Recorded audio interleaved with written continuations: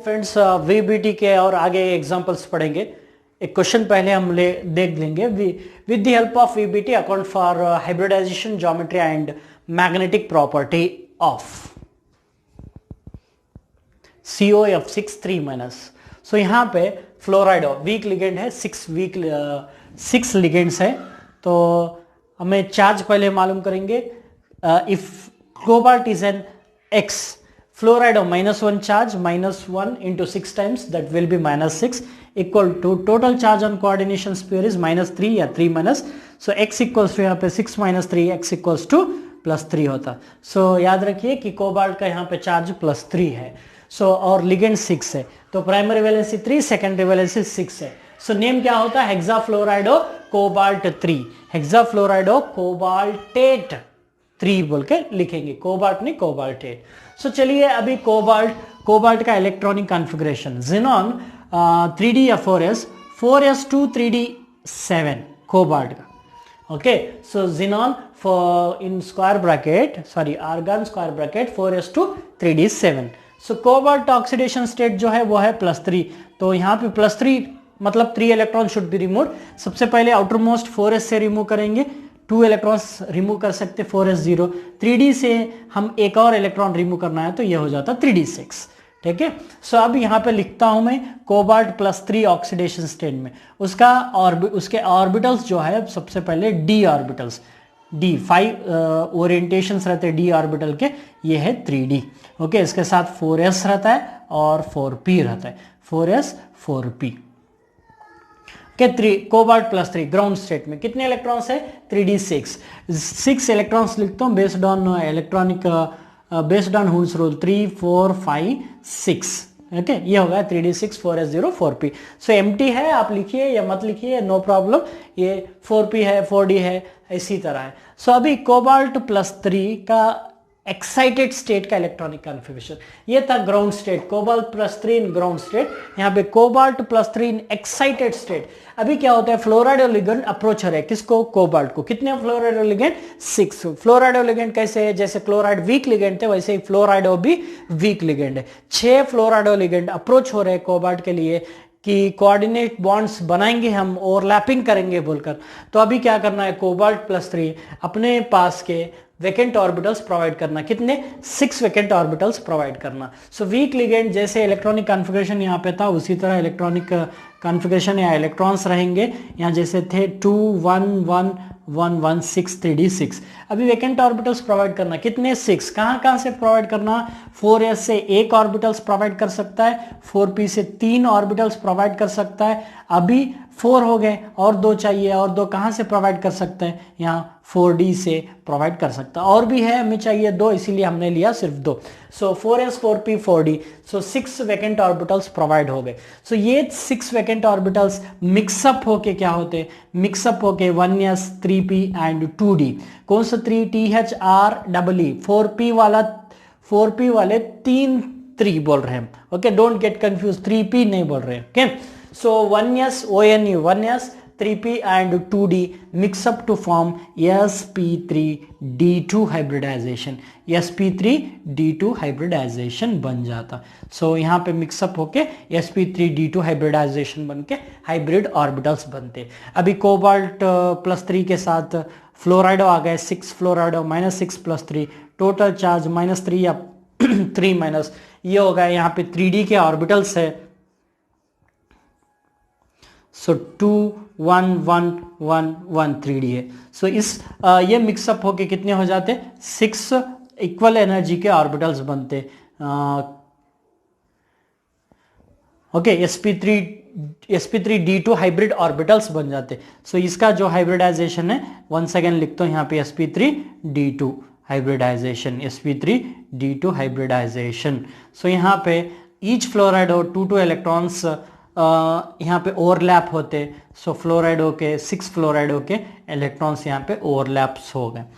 ठीक है, सो अभी फाइनल कंक्लूजन हमें क्या लिखना है? हमें 3 चीज इसके बारे में लिखना है। उसमें से पहला है hybridization. So from this the conclusion is from this above, इन सब से the hybridization is sp3d2, sp3d2 hybridization, sp3d2 hybridization, hybridization is sp3d2. So अब उसके बाद बेस्ड ऑन हाइब्रिडाइजेशन ज्योमेट्री लिखते. सो ज्योमेट्री जो है, ज्योमेट्री sp3d2 जब भी रहेगा ज्योमेट्री ऑक्टाहाइड्रल रहता है, octahedral geometry. The geometry will be octahedral. So finally magnetic property, conclusion, finally magnetic property, unpaired electrons रहे तो पैरामैग्नेटिक, अनपेड इलेक्ट्रॉन्स नहीं रहे तो डायमैग्नेटिक. अब यहाँ पे देखिए पैरामैग्नेटिक या डायमैग्नेटिक, अनपेड इलेक्ट्रॉन्स है इसीलिए ये होगा paramagnetic. Why it is a paramagnetic means it contains, so COF6 3- complex contains unpaired electrons, so it is paramagnetic in nature. ये होगा पैरामैग्नेटिक, पैरामैग्नेटिक बिहेवियर शो करता बोल के आप कंक्लूजन कर सकते हैं. This about based on VBT we have explain geometry, hybridisation and magnetic property of COF6 complex. इस कॉम्प्लेक्स को एक्सप्लेन करें.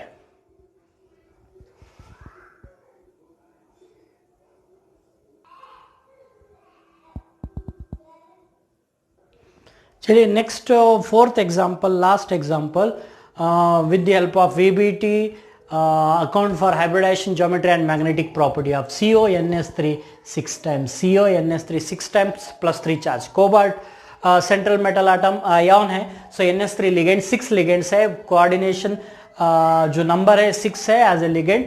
इसका नेम होता है एक्सामाइन, एक्सामाइन कोबाल्ट. +3 चार्ज है इसीलिए कोबाल्ट, कोबाल्टेट जरूरत नहीं, एक्सामाइन कोबाल्ट चार्ज स्क्वायर ब्रैकेट में लिख देना. सो चार्ज क्या होता है, कोबाल्ट का x बोल करेंगे अमाइनो 0, सो x + 0 = +3, सो x = +3. सो कोबाल्ट ऑक्सीडेशन नंबर +3 होता है, प्राइमरी वैलेंसी 3 है, सेकेंडरी वैलेंसी 6 है. चलिए cobalt electronic configuration 4s2 3d7. So cobalt +3 to 3 electrons should be removed, 2 from S and 1 from D to 4s 3d6, 4s0 3d6 electronic configuration. Okay, cobalt +3 में देखिए cobalt +3 में 3d6 है, 6 1 2 3 4 5 6, 4s0 4p 0, 3d 4d चाहिए तो you can use. So now cobalt +3 in excited state. Now amino ligand are approaching to cobalt +3. Amino ligand cobalt +3 को approach हो रहे, बोल रहे अमाइनो लिगेंड कि हमें 6 लोग हैं. और कैसे लिगेंड है, स्ट्रॉन्ग लिगेंड है. ये यहाँ पे खास बात, जैसे साइनाइडो स्ट्रॉन्ग लिगेंड था NiCN4 में, यहाँ पे अमाइनो जो लिगेंड है, अमोनिया जो लिगेंड है as a amine strong ligand है. तो pairing takes place against Hund's rule, Hund's rule के अपोजिट पेयरिंग होती, बिकॉज जो लिगेंड अप्रोच हो रहा है वो स्ट्रॉन्ग लिगेंड है. तो कितने इलेक्ट्रॉन्स है, 5 6. तो यहाँ पे क्या होते, 2 इलेक्ट्रॉन्स, 2 इलेक्ट्रॉन्स एंड 2 इलेक्ट्रॉन्स. यहाँ पे इलेक्ट्रॉन्स नहीं रहते. So 2 2 2 electrons, pairing takes place against Hund's rule. 6 electrons fill हो गए, तो 2 3D ऑर्बिटल्स बच गए, 2 3D ऑर्बिटल्स बच गए. तो 6 वैकेंट ऑर्बिटल्स, ऑर्बिटल्स को प्रोवाइड करना वैकेंट. तो 2 3 4 5 6, यहाँ पे 4D की जरूरत नहीं है, वैकेंट था सो जरूरत नहीं है. यहाँ पे 2 3D orbitals, 1 4s orbital and 3 4p orbitals mix up to form hybridization, to form कौन सा hybridization, D2 sp3. सो इससे पहला वाला sp3 D2 था, यहाँ पे D2 sp3 hybridization होता, D2 sp3 hybridization. ठीक है. सो अब दिस NH3 6 times +3 चार्ज है, सो लिगेंड कॉम्प्लेक्स बन गया. कॉम्प्लेक्स बनने के बाद यहाँ पे 3D ऑर्बिटल्स के ये जो कोबाल्ट के इलेक्ट्रॉन्स थे 6 है, यहाँ पे ये 6 ऑर्बिटल्स और कंबाइन होके कौन सा ऑर्बिटल्स बनते, हाइब्रिड ऑर्बिटल्स बनते. ये 6 हाइब्रिड ऑर्बिटल्स. अभी अमाइनो लिगेंड ओवरलैपिंग हो रहे, अमाइनो लिगेंड्स के इलेक्ट्रॉन्स 6 अमाइनो लिगेंड्स है. सो यहाँ पे ये जो एक और बार लिख देते, hybridisation is DsP3 hybridisation, DsP3 hybridisation.